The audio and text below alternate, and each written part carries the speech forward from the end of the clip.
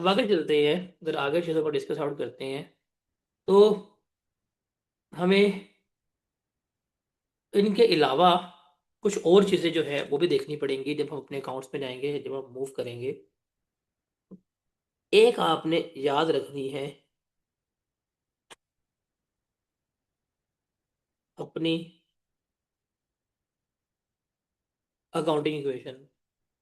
इसमें से अमाउंट्स जो है वो आपसे कैलकुलेट करवा सकता है एमसीक्यूज के पर्सपेक्टिव से भी। एक चीज़ याद रखनी है कि ये जो आपको सवाल आएंगे सिंगल एंट्री के सारे, वो इंडिविजुअल के होंगे।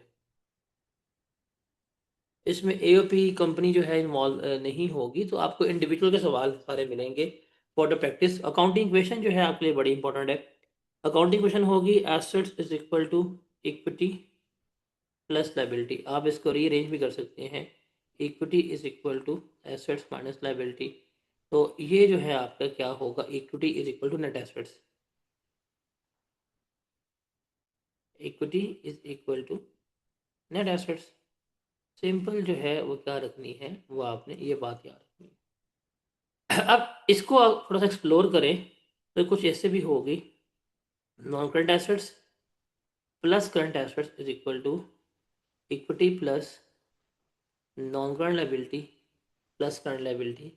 ये इक्वेशन आपको याद होनी चाहिए, बिकॉज इसमें से भी वो आप बाय यूजिंग दैट इक्वेशन आप जो वैल्यूज होंगी वो क्या कर रहे होंगे, फाइंड आउट कर रहे होंगे। तो this is going to be important for you, this is going to be important for you. ये चीज़ आपने याद रखनी है। उसके अलावा चूंकि हमारे अकाउंट्स जो हैं वो इंडिविजुअल के अकाउंट आने हैं, तो कैपिटल अकाउंट जो है उसका आपको पता होना चाहिए। स्टेटमेंट फॉर्म में याद रखना, स्टेटमेंट फॉर्म में याद रख लें।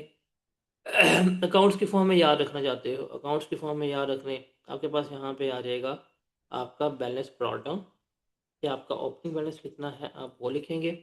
आपके पास आ जाएगा आपका बैलेंस कैरी डाउन, आपका क्लोजिंग बैलेंस कितना है ये आ जाएगा। That is basically opening capital, that is basically closing capital.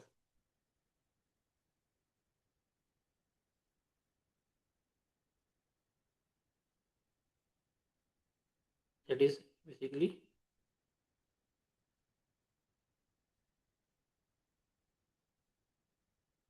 Closing capital. अब जो प्रॉफिट आपने अर्न किया होगा, सॉरी जो न्यू कैपिटल इंजेक्ट किया जाएगा ओनर तरफ से, वो यहाँ पे जाएगा। ड्राइंग्स जो है वो यहाँ पे लेस होंगी, और जो प्रॉफिट आफ्टर टैक्स होगा वो यहाँ पे आ रहा होगा। अब ये आप इसको इस तरह भी कर सकते हैं, ये स्टेटमेंट फॉर्म में बड़ी हेल्प करेगी आपको। अब बैलेंस शीट बना रहे हैं, बैलेंस शीट बनाते हुए आपको क्या किया रहेगा, आपको बैलेंस शीट बनाते हुए आपको फाइंड आउट करनी पड़ सकती है। आप बैलेंसिंग फिगर से जो है वो कैलकुलेट कर सकते हैं, प्रॉफिट कैलकुलेट कर सकते हैं बैलेंसिंग फिगर से। आपके पास ओपनिंग कैपिटल ना हो, क्लोजिंग कैपिटल ना हो, तो आप बैलेंसिंग फिगर से भी आप देखो क्या कर सकते हैं, कैलकुलेट जो है वो कर सकते हैं। अब आप इसे कैसे करेंगे, जैसे फॉर एग्जांपल आपके पास गिवन होगा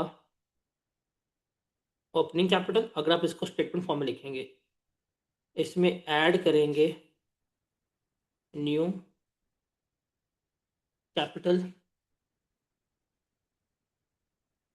इंट्रोड्यूस्ड, ऐड करेंगे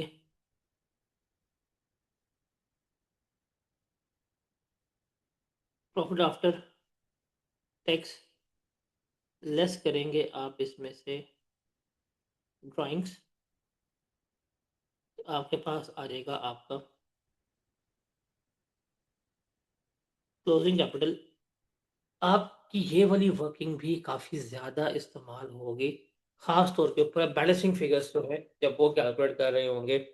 आपको क्लोजिंग कैपिटल गिवन किया जा सकता है, शॉर्ट क्वेश्चन में वो आ सकती है, ख़ास तौर के ऊपर एमसीक्यूज में वो पूछ सकता है बताएं ड्राइंग्स कितनी है। प्रॉफिट आफ्टर टैक्स जो है वो आप अगर बैलेंस शीट से निकाल, वो प्रॉफिट लॉस अकाउंट से निकाल लिया, ठीक है। तो इस तरह की चीज़ें जो हैं वो आपको क्या होगी, गिवन होगी, और ये बहुत इंपॉर्टेंट होगी। ये भी आपके सवालों में जो है वो बार बार पूछी जा रही होगी। तो कैपिटल अकाउंट की वर्किंग भी जो है वो भी क्या होगी, आपको पेपर में गिवन होगी, जो आपने फाइंड आउट करनी होगी। क्लियर है?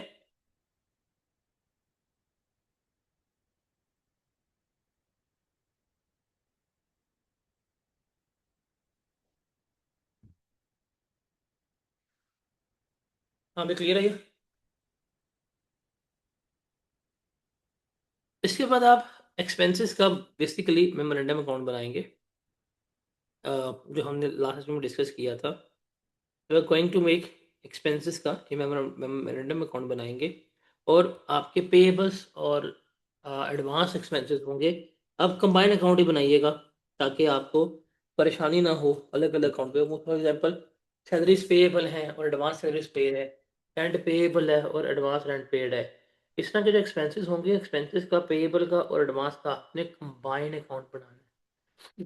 क्या बता रहा है, आपने हमेशा कंबाइन अकाउंट बनाना है। कंबाइन अकाउंट बना के करेंगे तो आपके लिए जो है वो क्या होगा, आसान होगा, आप उसको कैलकुलेट कर लेंगे। तो आपके पास ओपनिंग पेएबल होगा, क्लोजिंग पेएबल होगा, ओपनिंग प्रीपेड, क्लोजिंग प्रीपेड। अब या तो वो आपसे पेपर में ये चीज़ निकलवाएगा या पेपर में वो आपसे ये चीज़ फॉरवर्ड करवाएगा। तो जो चीज़ आप गिवन कर दे, कैश पेड गिवन कर दिया या एक्सपेंसेस गिवन कर दिए, उसकी बेसिस पे क्या करेंगे आप, बैलेंसिंग फिगर निकाल देंगे। अगर आपके एक्सपेंसेस अकाउंट है और बैलेंसिंग फिगर आपके राइट साइड पे आई है तो ये एक्सपेंसेस होंगे।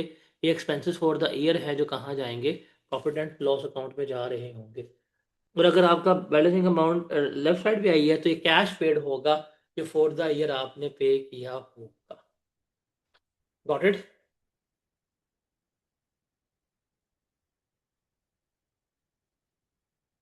इसके बाद है आपके पास इनकम का अकाउंट भी हो रहेगा, सेम। ये क्रूड इनकम होगी जो आपकी रिसीवेबल है, दैट इज़ योर एसेट। आप उसको डेबिट साइड पे लिखेंगे, डेटर अकाउंट में आता है।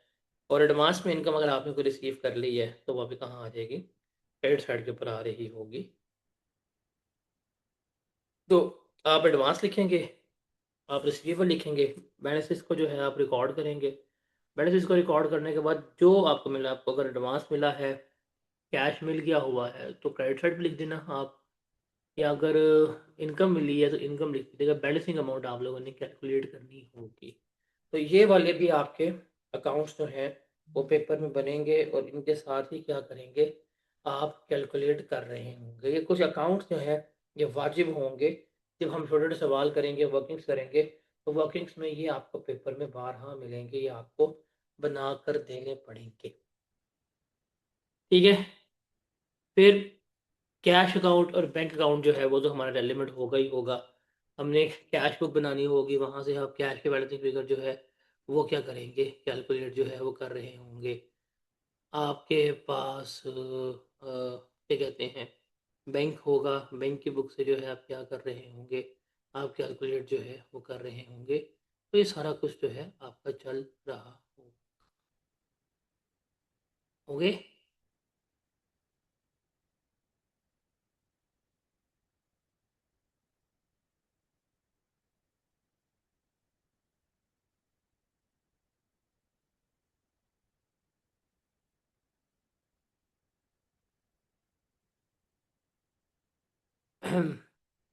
अब सवाल देखें ज़रा, अजान हो ले, फिर हम छोटे छोटे एग्जाम्पल सारे डिस्कस आउट करते हैं।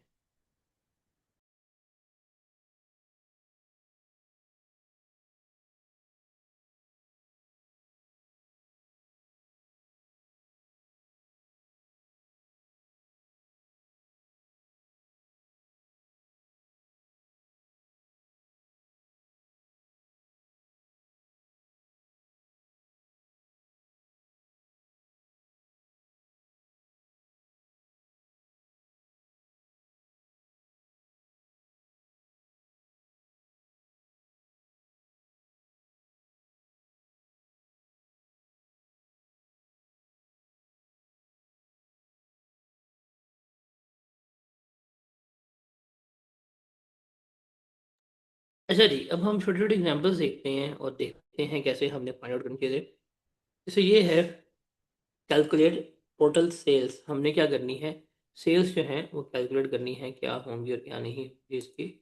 तो कहते हैं जी, ओपनिंग रिसीवेबल्स जो हैं 24,240 के हैं, क्लोजिंग 280 के हैं, check receive from credit customer 1450 के हैं, cash cash receive from cash sales जो है 560 का है। हमने टोटल सेल्स जो है वो कैलकुलेट करनी है। तो ये तीन जाएंगे डेटर अकाउंट में, और ये आपकी क्या है, कैश सेल्स है। तो आप क्या करेंगे, आप बनाएंगे अपना डेटर अकाउंट। देखें 240 था, 240 बैलेंस आ गया। क्लोजिंग बैलेंस कितना है, 280 यहाँ लिख दिया। जो बैंक में पैसे आए हैं 1450 यहाँ लिखा। बैलेंसिंग फिगर आ गई, ये है आपकी क्रेडिट सेल। तो टोटल सेल्स क्या होगी, credit sales plus cash sales. तो 1490000 प्लस आपने की दैट इज कैश सेल्स 5,60,000 की। तो ये आपके पास बन गया 2050 जो है वो क्या हुआ हमारा यहाँ पर रिकॉर्ड हो गया। तो इस तरह से हम क्या करेंगे, मिसिंग फिगर जो है कैलकुलेट कर रहे हैं हम उनके। क्लियर है,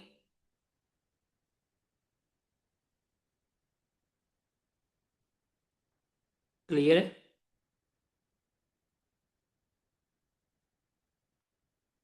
उसके बाद है जी, calculate sales for the period from the following information. हमने सेल्स कैलकुलेट करनी है। ओपनिंग रिसीवेबल्स हैं, क्लोजिंग रिसीवेबल्स हैं, कैश रिसीव हुआ, और बैड डेट जो है वो क्या हुआ है, राइट ऑफ हुआ है। तो ये तो आपका सिंपल रिसीवेबल्स अकाउंट है ना।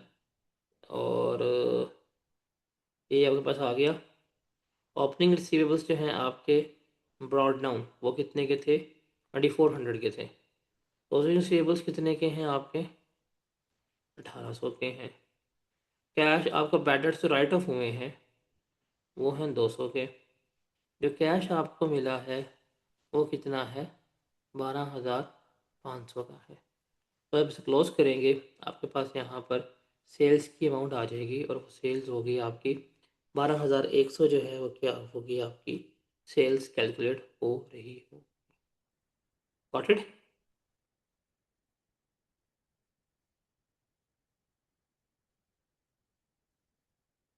क्लियर है। अब देखें यहाँ पे और इसमें फ़र्क, ये है बैड डेट्स राइट ऑफ। ये अक्सर पॉइंट गलत मिला होगा। एक ना हमारी अजम्पशन होती है, याद रखिएगा, कि अगर आपको खाली क्लोजिंग डेटर का बैलेंस गिवन है ना, तो हम एज्यूम करते हैं कि हमारे बैड डेट्स इसमें से लेस हो चुके हैं। और अगर उसने बैड डेट्स रिटर्न ऑफ का वर्ड लिखा हुआ है, उस राइट ऑफ का वर्ड लिखा इसका मतलब नहीं, ये जो क्लोजिंग बैलेंस लिखा है ये बैड डेट राइट ऑफ करने के बाद है। ये बैड डेट राइट ऑफ करने के बाद है। अब इसमें क्या है, इसमें है टू बी रिटर्न ऑफ, किया नहीं है, कर देंगे। जब टू बी राइट ऑफ होगा तो जो भी आपके पास क्लोजिंग डेटर होंगे उसमें से आपने क्या करवाना होगा, आपने इनको लेस करवाना होगा। That is the minor difference जो हम यहाँ देखेंगे। आपके पास एक opening balance, closing balance debtor 1800 के थे, जो राइट ऑफ अभी होने वाले हैं वो 200 के लेस करवा के हमारे पास आ जाएंगे 1600। ये जो है ना टू बी राइट ऑफ, ये जो टू बी राइट ऑफ होता है basically, to be write off that shows the provision कि हमने ये करना है। तो ये आपने हमेशा क्लोजिंग बैलेंस में लेस करवा देना है। तो ये वर्ड देख लीजिएगा, वर्ड राइट ऑफ लिखा हुआ है या टू बी राइट ऑफ लिखा हुआ है। अगर टू बी राइट ऑफ लिखा होगा तो जो भी आपके पास क्लोजिंग बैलेंस होगा उसमें से जो भी आपके पास बैड डेट्स होंगे वो आप लेस करवाएंगे, तो आपके पास अमाउंट आ जाएगी। हम क्या करेंगे उसको लिख देंगे। और जो राइट ऑफ होगा, राइट ऑफ का मतलब है कि जो क्लोजिंग डेटर्स का बैलेंस है वो आफ्टर राइट ऑफ है, वो लेस होकर आ रहा है। ये चीज़ आपने याद रखनी। फिर एक और एग्जांपल है कि जी following data relates to A B traders. हमने टोटल परचेजेस कैलकुलेट करनी है। ओपनिंग ट्रेड पेएबल है, क्लोजिंग पेएबल्स हैं, कैश टू सप्लायर है, कैश पेड फॉर परचेजेस हैं। तो आप क्या करेंगे, आप यहाँ पे अपना चुप करके पेएबल्स का अकाउंट बना लेंगे। ओपनिंग पेएबल्स जो हैं वो कितने आएंगे, वो 1,20,000 आ जाएंगे। क्लोजिंग पेएबल्स जो हैं वो कितने आ जाएंगे, 1,40,000 आ जाएंगे। आपने कैश चेक इशू किया है 7/25 का, तो यहाँ पे आपके पास आ जाएगा, बैंक आ जाएगा 7,25,000 का। आप वो यहाँ पे लिख देंगे। यहाँ पे आपके पास बैलेंसिंग परचेज आ जाएगी, कितनी बनेगी, 7/25। बैलेंसिंग कितनी आएगी जरा बताइएगा।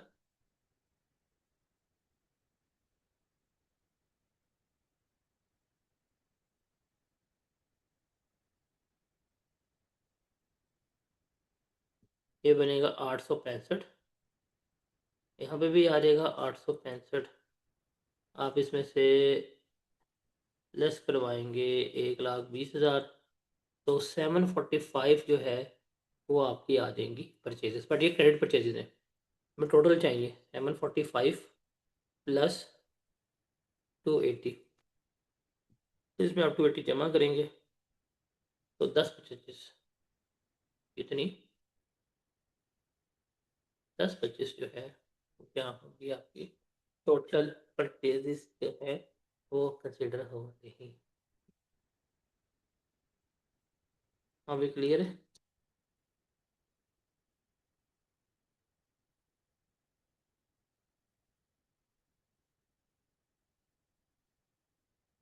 इसको देखें ज़रा। ये सीडी ट्रेडर्स हैं, उसकी दो शॉप्स हैं, दोनों किराए पे दी हुई हैं। फॉलोइंग इन्फॉर्मेशन उसने हमें प्रोवाइड की है 1 जनवरी को और 31 दिसंबर को। प्रीपेड रेंट है शॉप 1 का, और रेंट पेएबल जो है वो शॉप 2 का है। रेंट जो आपने पे किया है वो कितना है, 480 है। हमने रेंट एक्सपेंस जो है कैलकुलेट कर, पेएबल्स भी हैं और एडवांस भी हैं, तो आप बनाएंगे इनका combined.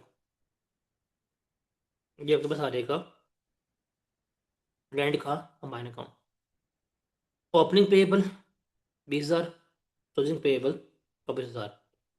Opening prepaid 15,000, closing prepaid कितना आ गया 18,000 का। आपने रेंट कितना पे किया है 480 का।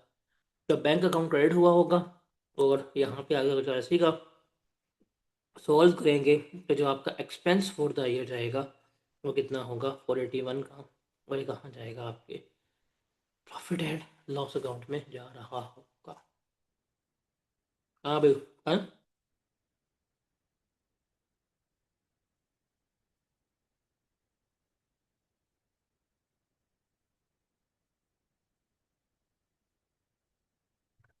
एक और name F trader provide services on commission basis. Following information is relevant. First January December total cash receive on account of company year was 970। Income बनानी है। अब देखिए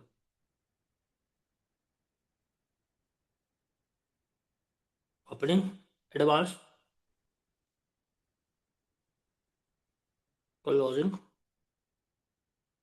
और ये आ गया क्लोजिंग। अब जो कमीशन रिसीवेबल है ओपनिंग एडवांस ये रिसीवेबल है, एसेट है, तो ये आ गया 30,000। क्लोजिंग कितनी है 36,000। ये तो कुछ भी नहीं है, एडवांस में क्लोजिंग उसने कहा है। ओपनिंग है हमारे पास कितना 20,000। कैश जो हमें रिसीव हुआ है वो 970 है। बैंक डेबिट हुआ और कैश जो है यहाँ पे आ जाएगा 9,70,000। आप इसको सॉल्व करेंगे तो आपके पास आ जाएगी कि प्रॉफिट एंड लॉस अकाउंट में कितनी आपकी इनकम जाएगी। कितनी बनती है इनकम बताइएगा ज़रा।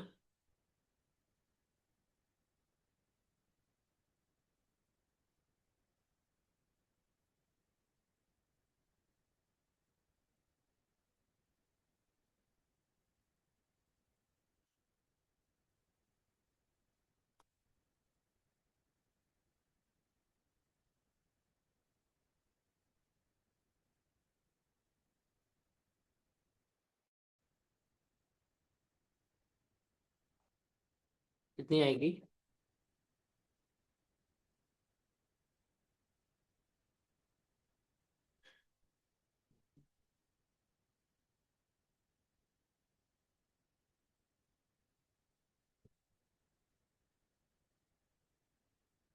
996 जो है कहाँ जाएगी आप प्रॉफिट एंड लॉस अकाउंट में जा रही हो। अब देखिए calculate drawings for the period from the following information. Cash in hand at the beginning of year है, बैंक बैलेंस स्टार्टिंग पे कैश इन हैंड एंड के ऊपर बैंक बैलेंस एंड पे। रिसीव्ड फ्रॉम कस्टमर्स है, पेमेंट टू सप्लायर्स है, payment to employers है। तो आप क्या कर सकते हैं, आप इसका कंबाइन अकाउंट जो है वो बनाएंगे और आपने ड्राइंग्स जो है वो फाइंड आउट करनी है। तो देखते हैं यहाँ पे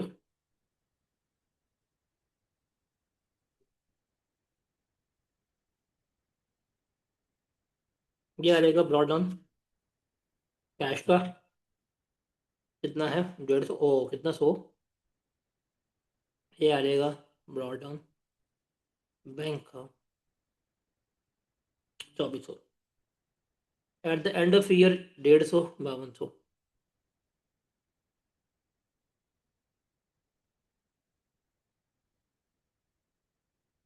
ये आ गया हमारे पास, बैलेंसेस लिख दिया हमने। अब है जी रिसीव्ड फ्रॉम कस्टमर 51,700। ओहो, कितना है रिसीव्ड फ्रॉम कस्टमर्स हुआ है हमें, जो रिसीट्स आई हैं हमारे पास 51,700। जो हमने पेमेंट की है 3400 हमने यहाँ पे किया है, और 38,200 हमने यहाँ पे किया। और तो कुछ नहीं है, और कुछ नहीं है। आप इसे क्रॉस करेंगे तो जो बैलेंसिंग फिगर आएगी basically, that balancing figure is the amount of drawings. कितनी बनती है बताइएगा।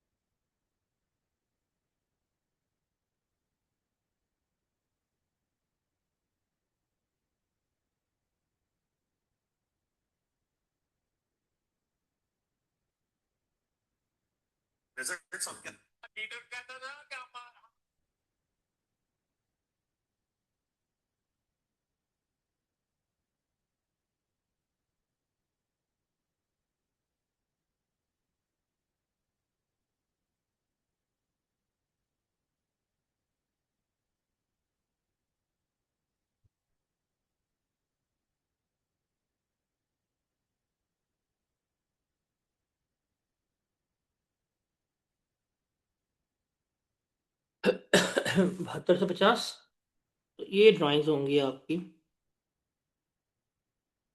जितने की 7250 की जो आपने की होंगी। इंटरेस्टिंग है ना कि नहीं इंटरेस्टिंग?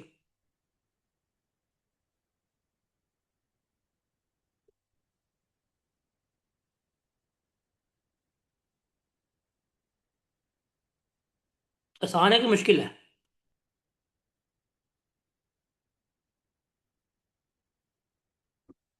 अब आते हैं, कहते जी अ, आपने बीआरएस भी बनानी होगी, शॉर्ट से बीआरएस बनानी होगी।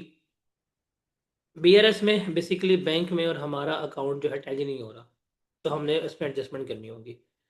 Bank balance as per bank statement जो है वो कितना है, 86,000 है। एज पर बैंक स्टेटमेंट जो है वो होता है फेवरेबल बैलेंस। फेवरेबल बैलेंस जो है वो कौन सा होगा, क्रेडिट बैलेंस होगा। मैं आपको एक चीज़ बता देता हूँ।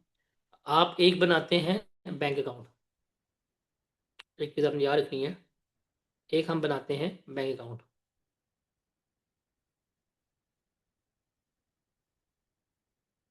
बैंक अकाउंट कौन बना रहा है, अकाउंटेंट। कहाँ बन रहा है, बिजनेस में बन रहा है। सर बैंक अकाउंट का ना,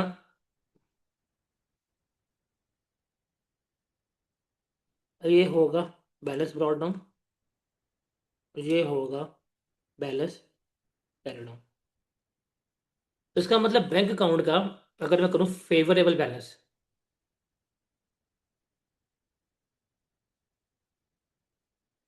वो होता है डेबिट बैलेंस। क्या होता है, डेबिट बैलेंस होता है।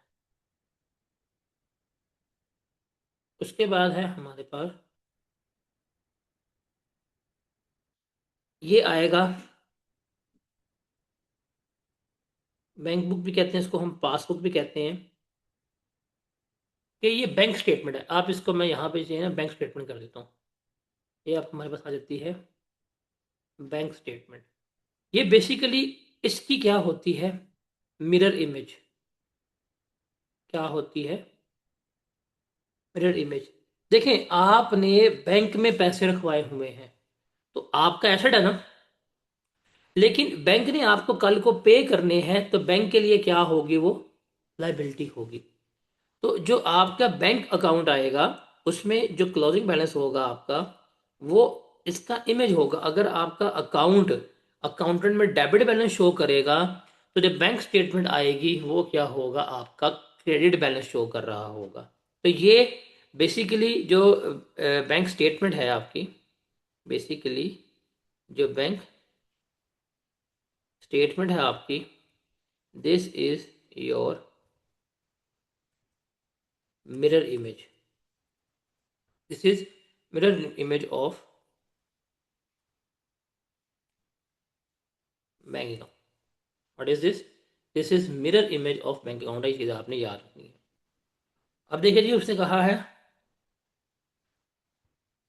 कि बैंक स्टेटमेंट में बैलेंस कितना था, 86 हमने लिख लिया। अब इसमें अनप्रेजेंटेड चेक जो है वो है हमारे पास 12,000 के, और अनक्रेडिटेड चेक जो है वो कितने के हैं, वो हमारे जो है 15,000 के हैं। तो याद रखिएगा, याद रखिएगा, क्योंकि ये एज पर बैंक स्टेटमेंट है, ये नॉर्मल बैलेंस है, ये होगा क्रेडिट बैलेंस। क्योंकि बैंक स्टेटमेंट का नॉर्मल बैलेंस अभी आपको बताया है, ये क्या होगा, क्रेडिट बैलेंस होगा। जो आपके होंगे ना अनप्रेजेंटेड चेक, अनप्रेजेंटेड चेक का मतलब है कि हमने इनको अभी जाके, अभी तक हमने इन चेक्स को जमा ही नहीं करवाया, पेमेंट्स ही नहीं हुई, तो ये डेबिट इन नेचर होंगे, बैंक ने डेबिट करने होंगे। तो जो अनप्रेजेंटेड चेक होंगे वो हम लेस करवाएंगे, अनक्रेडिटेड चेक जो है वो हम ऐड बैक करेंगे। मेरे पास आ जाएगा balance as per cash book, जो हमने लेकर चलना होगा। ये चीज़ आपने क्या रखनी है, ये चीज़ आपने याद रखनी है।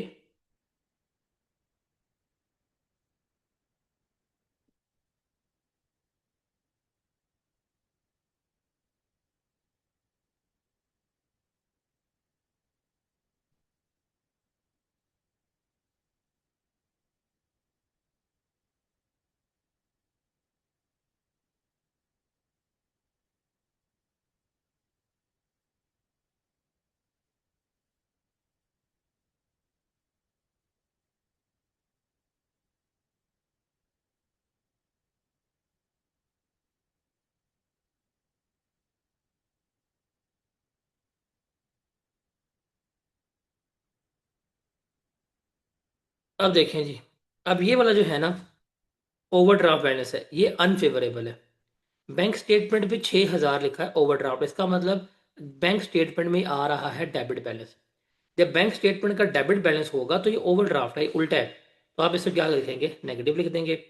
तो इसमें अनप्रेजेंटेड चेक जो है वो आप क्या करेंगे, लेस करवाएंगे, और अनक्रेडिटेड चेक जो है वो क्या करेंगे, आपने ऐड करने होंगे। तो यहाँ तो आप बीआरसी की पीआरसी का बीआरएस जो है वो याद कर लो। पीआरसी का अगर बीआरएस आपको याद नहीं है और आप यहाँ पे, बिकॉज ये एक आधी एडजस्टमेंट आनी है और आप तुक्का मारना चाहते हैं या थंब रूल या कोई शॉर्टकट याद रखना चाहते हैं, तो एक चीज़ याद रखिएगा, आप सिंपल यहाँ पे ये लिख लीजिएगा कि लेस क्या होने हैं और आपके ऐड क्या होने हैं, वो देख लीजिएगा। ये आ जाएगा आपका लेस, एक सेकेंड, यहाँ पे हम लिखेंगे ऐड, यहाँ पे हम लिखेंगे, उल्टा लिखा हुआ है, यहाँ हम लिखेंगे लेस, यहाँ हम लिखेंगे ऐड। आपने फॉर्मेट पे नहीं, आपने बस रखना है ऐड। ऐड क्या करने हैं आपने, अनक्रेडिटेड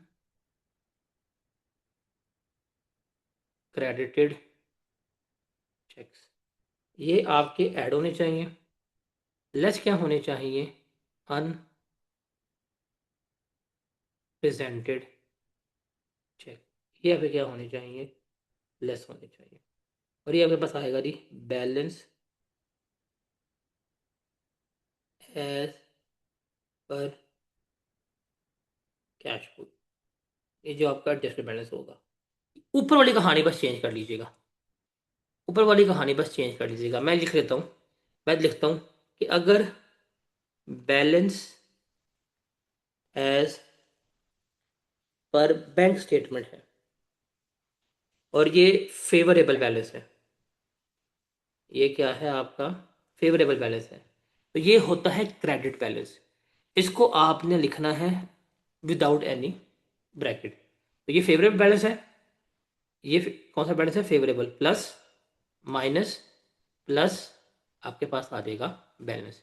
अब मैं यहाँ पे इंक चेंज करता हूँ। ये है आपके पास बैलेंस ओवरड्राफ्ट।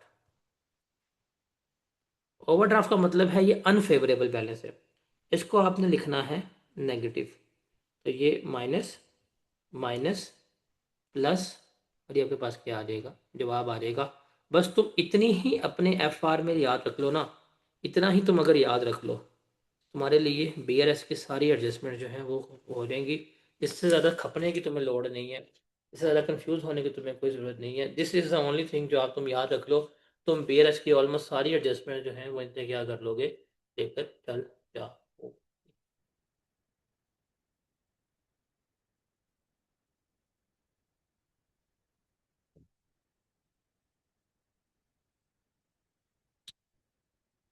क्लियर है?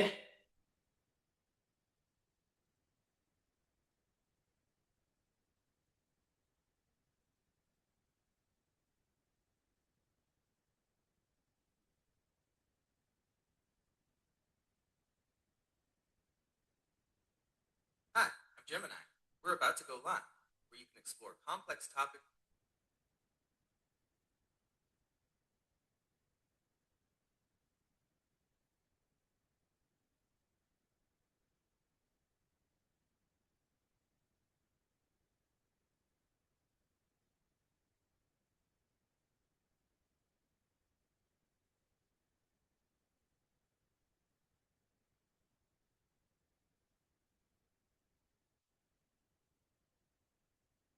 हाँ, क्लियर है ये। अब ये कुछ इक्वेशंस हैं, ये आप लोगों को याद रखनी पड़ेंगी, और I guess this is only good for you. Accounting equation हमने डिस्कस कर ली थी, बिजनेस इक्वेशन मैंने आपको ये भी डिस्कस बता दी है, मैंने अकाउंट बना के कर ली है, कॉस्ट ऑफ सेल्स भी आपको बता दी हुई है। हाँ, एसेट्स के लिए आपने बस याद रखनी है कि डेप्रिसिएशन जो है वो लेके चलिए, बिकॉज इसमें सबसे ज़्यादा फटा होगा वो कैरिंग वैल्यू का होगा। तो कैरिंग वैल्यू जो है वो आपने कैलकुलेट करनी होगी। ठीक है, तो ये हम सवालों में जो है वो क्या कर लेंगे, देख लेंगे, कैरिंग वैल्यू लेके चलनी है। तो इसके साथ हमारी ऑलमोस्ट सारी जो डिस्कशन, अच्छा एक और हमारे पास है ना, एक मिनट अभी नहीं, ये हम छोटे छोटे सवाल अभी मजीद करते हैं। जैसे ये है कि calculate the capital of a business at the beginning of the year, वो हमने कैलकुलेट करना है। एक सोल ट्रेडर है, कोई अकाउंटिंग रिकॉर्ड नहीं है, इस तरह का सवाल आपको 8 नंबर का आ सकता है। उसने कह रही statement of comprehensive income, statement of financial position जो है वो बनानी है। तो जो you need to establish opening capital of the business, कि हमें नहीं पता हमारा ओपनिंग कैपिटल कितना था। उससे हमें बताया फॉलोइंग इन्फॉर्मेशन, मोटर वैन है, और बैंक ओवरड्राफ्ट है, कैश इन हैंड है, रिसीवेबल्स है, ट्रेड पेबल्स है, पेएबल फॉर अदर एक्सपेंसेस है, और इन्वेंट्री है। उसने हमें अपने एसेट्स और इसके बता दिए। आपको यहाँ पे अकाउंटिंग क्वेश्चन यूज़ करके निकाल सकते हैं assets equal to equity plus liability पे जा सकते हैं। अब आप देखें इसके टोटल एसेट्स कितने हैं। This is asset, this is assets, this is assets, और ये आपके एसेट है 1600, 16 जमा 50 जमा 8.5 जमा 4 10, आपके टोटल एसेट्स जो हैं वो कितने बन रहे हैं, 2910 000 के बन रहे हैं। ऑन अदर हैंड जो इसका ओवरड्राफ्ट है 560 का है, और 560 का ओवरड्राफ्ट है, 370 का ट्रेड पेबल्स है, और 90 का ये है। तो 560, 370 प्लस 90, और 10-20 की क्या बन रही है, इसकी लाइबिलिटीज बन रही है। अगर आप बैलेंस कर लेंगे तो आपके पास जो बैलेंसिंग फिगर आएगी 1890 की, डैट इज़ द कैपिटल जो हम क्या कर रहे होंगे, लेके चल रहे होंगे। तो 1890000 जो है वो क्या होगा, इसका कैपिटल शुमार होगा। अकाउंटिंग इक्वेशन जो है वो आपने यहाँ पर इस्तेमाल करनी होगी। जैसे गो देखते हैं, accountant for a sole trader as establish the total asset of the business at 31 December 4 वर 376, टोटल लाइबिलिटीज जो है 1,08,000 थी। Checking the previous year financial statement he was also establish, 31 दिसंबर 3 का टोटल एसेट जो है 314, लाइबिलिटी ये थी। During year 4 owner has taken out drawing for 55 December year 4 में owner had applied to add 25,000। हमने प्रॉफिट कैलकुलेट करना है भाई, तुम्हें मैंने बताया था यहाँ पे हम लेंगे ओपनिंग कैपिटल, ऐड करेंगे हम न्यू कैपिटल, माइनस करेंगे हम ड्राइंग, ऐड करेंगे प्रॉफिट, मेरे पास जवाब आएगा वो होगा क्लोजिंग कैपिटल का। अब देखिए हमें अ, उसने नया कैपिटल ऐड किया है, वो कितना है, 25,000 का है, ये मुझे पता है।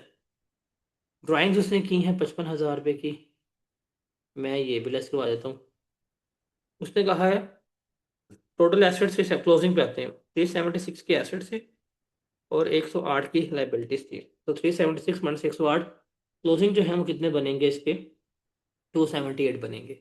ओपनिंग पे आते हैं, ओपनिंग पे 314 और 87, 314 माइनस 87 कितने आ गए ओपनिंग आपके पास, 2,27,000 आ गए।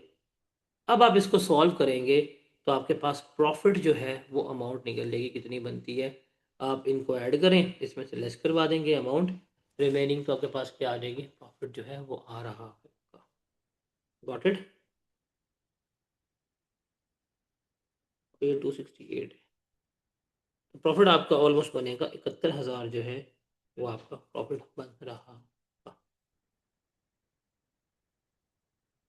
हाँ भी क्लियर है ये।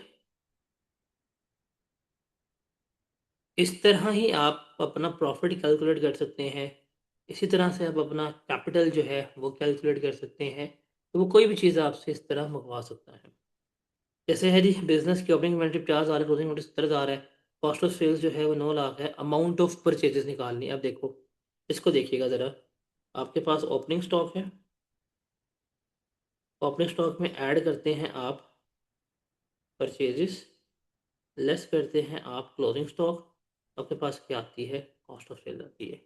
उसने कहा है कॉस्ट ऑफ सेल्स जो है वो आपकी 9 लाख है। और भाई आप इस, अच्छा बच्चे ना इस तरह कंफ्यूज होते हैं, अगर इसको लिखो ना मैं क्वेश्चन की फॉर्म में तो आराम से कर लेंगे, देखना ज़रा। ओपनिंग स्टॉक प्लस परचेजेस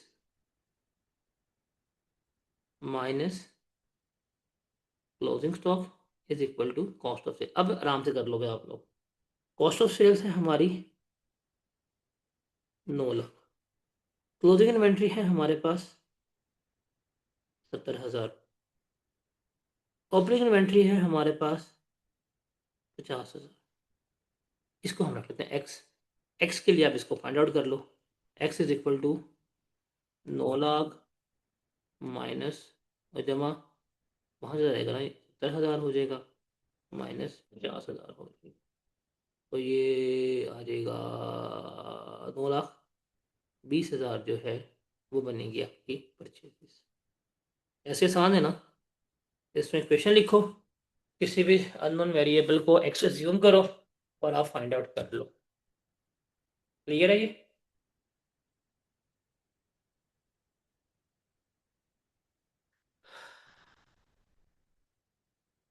जैसे इसको भी देख लेते हैं, एक एंटिटी है, उसकी नेट कैरिंग वैल्यू है 7,20,000, इट्स चार्ज डेप्रिसिएशन 20% है, calculate the amount of depreciation पर 31 दिसंबर 2021 and carrying amount of plant on 31 दिसंबर 2021। तो आपने क्या करना है, आपने इसकी डेप्रिसिएशन जो है वो कैलकुलेट करनी है। तो ये ईयर एंड के बाद है, 20% डेप्रिशिएट होने के बाद।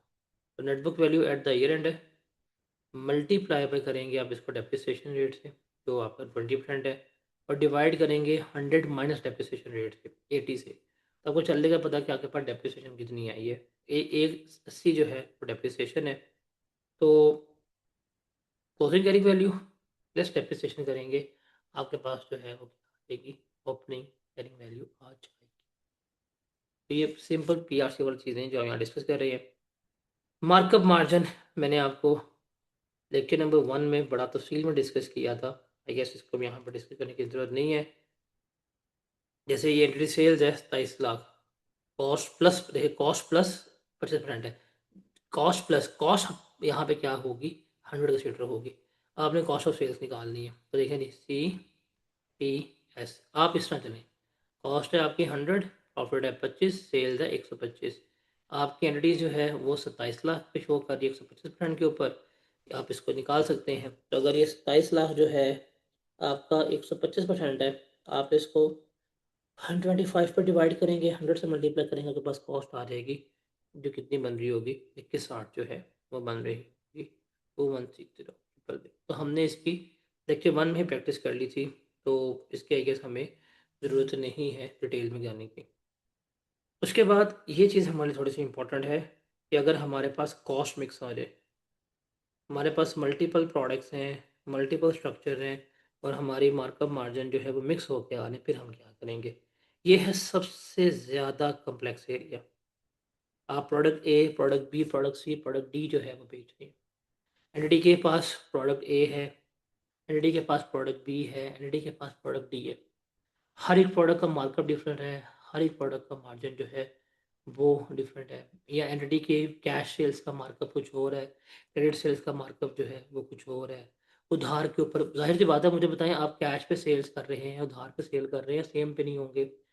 या स्पेशल डिस्काउंट को दिया है, या किसी को स्पेशल डिस्काउंट दे दिया है, या प्रोडक्ट डेबिट हो गया, किस तरह का सीन है। फिर आप टेबल्स बनाएंगे और कॉलमर के फॉर्म में आप मार्कअप मार्जिन जो है वो कैलकुलेट करेंगे। जैसे ये सवाल है, KL trader has total of 300 million, जिसकी टोटल सेल्स है। Company has sale 3 products, product A 60% of sales है और जो आप मार्कअप पे बेच रहे हैं 20% के ऊपर। प्रोडक्ट बी है, मार्जिन 30% के ऊपर है और cost of goods sold rating this product is 462 million. इसकी कॉस्ट ऑफ सेल्स जो है वो 462 मिलियन है। प्रोडक्ट सी जो है दैट अर्थ GP equal to 10% of sale price, ये मार्जिन है बिकॉज सेल प्राइस के ऊपर उसका जीपी जो है बेच कर है। The gross profit on the product was 54 million, ये हमें निकालनी है। आपको सेल्स, कॉस्ट ऑफ सेल्स और ग्रॉस प्रॉफिट जो है वो कैलकुलेट करना है।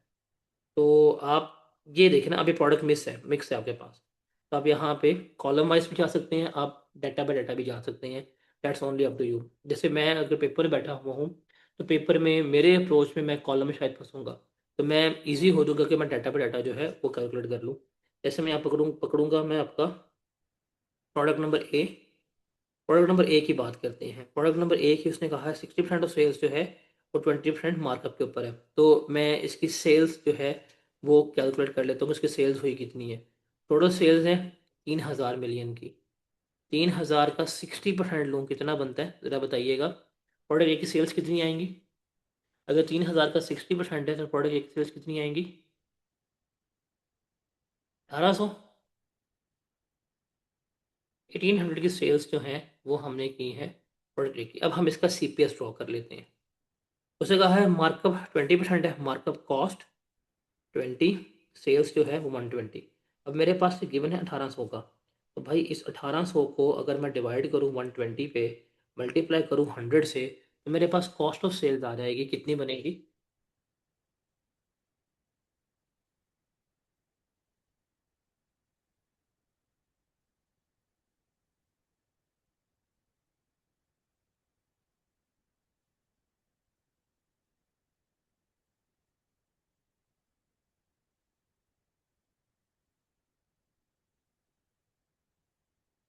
पंद्रह सौ। सर 1500 इसकी कॉस्ट ऑफ सेल आ जाएगी और 300 जो है वो इसका जीपी आ जाएगा। तो प्रोडक्ट ए तो हमारे पास यहाँ पे हो गया। प्रोडक्ट बी की बात करते हैं। प्रोडक्ट बी उसने कहा है 30% मार्जिन के ऊपर है, कॉस्ट ऑफ सेल्स जो है वो 462 मिलियन है। तो आ जाएगा सी पी एस। वर्ड क्या है हमारे पास? मार्जिन। मार्जिन का वर्ड आएगा तो सेल्स हमारी जो है वो क्या होंगी? सेल्स हमारी कंसिडर होंगी 100। सेल्स क्या है हमारी? 100 है। प्रॉफिट मार्जिन है हमारे पास 30, ये कितना होगा? 70। अब उसने हमें यहाँ कॉस्ट ऑफ गुड्स सोल्ड दी है 462। तो ये 462 किसको शो कर रहा है? 70% को। तो ये 462 अगर 70% को है, आप इसको 0.7 पे डिवाइड करेंगे तो आपके पास 100% की अब आ जाएगी अमाउंट। सेल्स कितनी बनती है ज़रा बताइएगा।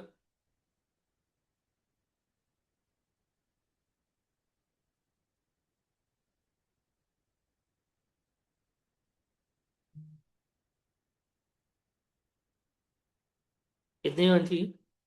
660। 660 जो है आपने यहाँ पे निकाल ली, डैट इज सेल प्राइस, और इसका डिफरेंस लेंगे तो आपके पास आ जाएगा प्रॉफिट। प्रॉफिट कितना बनेगा आपका?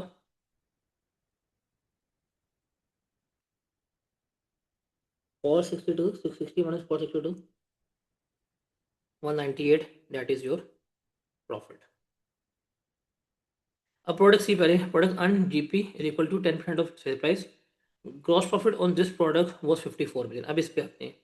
Cost, profit, sale price. दूसरी जगह है percentage on sale price. Sale price पे जब परसेंटेज बेस करेगी, सेल प्राइस 100 है, ये 10 है, ये 90 है। अब उसने कहा है जीपी ने मेंटेन किया है 54 मिलियन का। अब ये 54 मिलियन जो है ये शो कर रहा है 10% को। आप इसको 0.1 पे डिवाइड करेंगे, आपके पास आ जाएगी सेल्स प्राइस। वो बनेगी कितनी आपकी, मेरे ख्याल से 540 मिलियन जो है ये बनेगी। और फिर 496 मिलियन जो है वो आपकी क्या आएगी, कॉस्ट ऑफ सेल्स आ रही होगी। Is it clear? वेरीफाई कर ले इसको।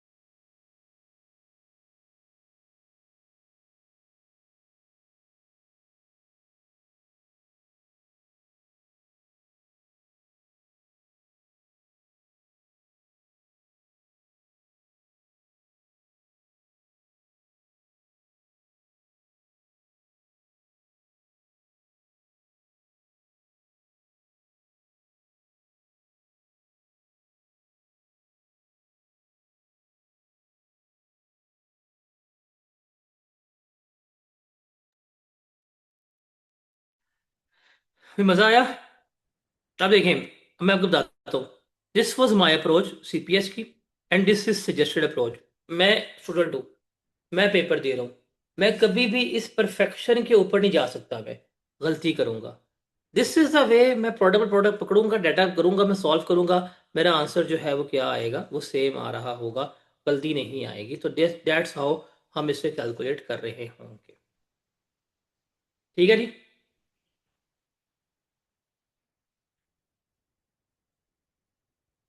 तो इसके साथ हमारी सिंगल एंट्री की तमाम डिस्कशंस जो है वो कंप्लीट होती है। नाउ अब हम इसके पास्ट पेपर्स और कुछ कॉम्प्रिहेंसिव एग्जाम लेवल क्वेश्चंस करेंगे। So by that this chapter completes, and I hope कि मैंने आपको इतना अच्छा कंसेप्टली स्ट्रॉन्ग कर दिया होगा चैप्टर में, तो सवाल करते हुए आपको कोई किसी किस्म की प्रॉब्लम जो है वो फेस नहीं हो रही।